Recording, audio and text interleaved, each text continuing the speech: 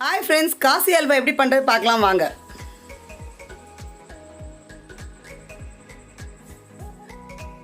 ஒரு பூசணிக்காய் எடுத்துக்கலாம்.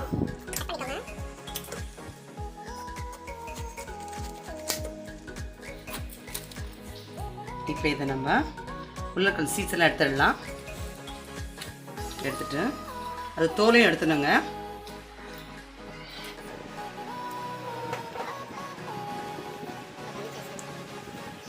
இதெல்லாம் நீக்கியாச்சு. இந்த பக்கம் தோலும் எடுத்துட்டேன். இப்போ சீவிக்கோங்க. இந்த துருவிய பூசணிக்காய் எல்லாத்தையும் போட்டுவிட்றேன். ஸ்டவ்வை ஹையில் வச்சுக்கோங்க. வாட்டர்லாம் ட்ரை ஆகட்டும். நல்லா வாட்டர்லாம் ட்ரை ஆகிடுச்சு பாருங்கள். இப்போ நான் ஒரு கப் சர்க்கரை எடுத்து வச்சுருக்கேன். அதை போடுறேங்க. போட்டு கலரி விட்டுக்கோங்க. சர்க்கரை கரையட்டும்.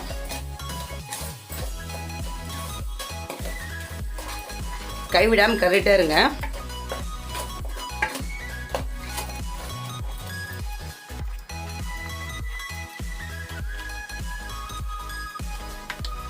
சர்க்கரைலாம் கரைஞ்சிருச்சுங்க. இப்போ பாருங்கள்.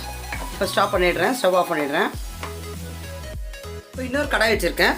அதில் நெய் 2 ஸ்பூன் முந்திரி போட்டுக்கிறேங்க. வறுப்படட்டும். பாதாம், திராட்சை போட்டுக்கிறேங்க. இனி விதை அதையும் போட்டுக்கிறேன். எல்லாம் ஒரு சும்மா ஏலக்காய் பொடி அதுவும் போட்டுக்கிறேன். ஸ்டவ் ஆஃப் பண்ணிடுறேன். மறுபடியும் கடாய் வச்சுருக்கேங்க. அதில் வறுத்த முந்திரி இதெல்லாம் போட்டுவிடேன். நல்லா கலரி விட்டுக்கோங்க.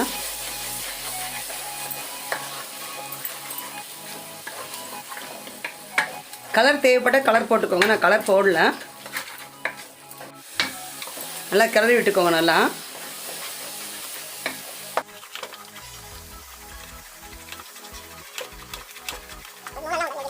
நல்லா கிண்டியாச்சுங்க. ஓரளவுக்கு அல்வா பதத்துக்கு வந்தாச்சு. இங்கே பாருங்கள், நல்லா கெட்டியாகிடுச்சு. ரெடி இப்போ அல்வா நமக்கு. இப்போ இதில் நான் எடுத்து வச்சுருக்கேன் இன்னும் 2 ஸ்பூன் நெய் அது போட்டு விடுறேன்.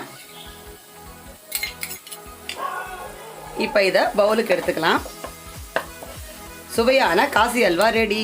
ஹாய் ஃப்ரெண்ட்ஸ், சுவையான காசி அல்வா ரெடி. இந்த வீடியோ உங்களுக்கு பிடிச்சிருந்தா லைக் பண்ணுங்கள், ஷேர் பண்ணுங்கள், சப்ஸ்கிரைப் பண்ணுங்கள். மறக்காம பக்கத்தில் இருக்க பெல் ஐக்கானை கிளிக் பண்ணுங்கள்.